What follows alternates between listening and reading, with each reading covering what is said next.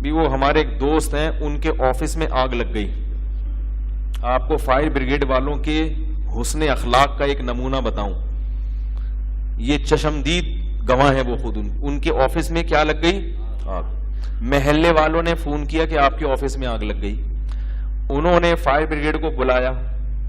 Fire brigade کا عملہ بہت دیر بعد پہنچا ہے. سمجھ میں آ رہی ہے بات؟ اگر وہ ہوتے تو میں ان کی زیارت بھی کرا دیتا, اگر وہ ڈر نہ لگ رہا ہوتا ان کو. انہوں نے مجھے خود بتایا کہ کافی دیر بعد عملہ پہنچا. اس وقت تک ہمارا آفس کافی حد تک 99% جل چکا تھا.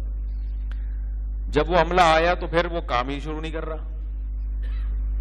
ہم نے کہا بھائی شروع کرو کام. پھر کہتے ہیں مجھے سائٹ پہ لے گیا, اس نے بتایا کہ ہماری کوشش یہ ہوتی ہے کہ جب کسی بلڈنگ میں آگ لگے تو ایک مخبر ہم بھیجتے ہیں, وہ ہمیں بتاتا ہے کہ ابھی جل رہی ہے, ابھی پوری بلڈنگ جلی نہیں ہے.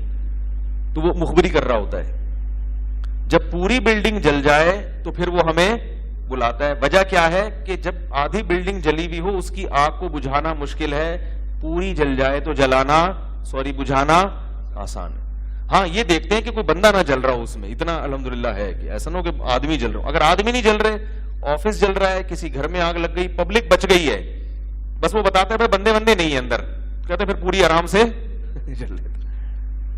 ہاں بندہ جل رہا ہو تو پھر اللہ کا شکر ہے ابھی اتنی ترقی نہیں ہوئی ہے, ابھی تھوڑی سی ملک مزید تبدیلی, اسی ترقی جو ہے نا ابھی وہ اللہ بچائے ایسی ترقی سے. تو یہ خود ان صاحب نے مجھے بتایا کہ فائر بریگیڈ والے نے مجھ سے خود کہا کہ بھائی اس امید پہ مت رہنا کہ فائر بریگیڈ والے آئیں گے, جتنی کوشش ہو سکتی ہے کچھ بچانے کی کوشش کر لو.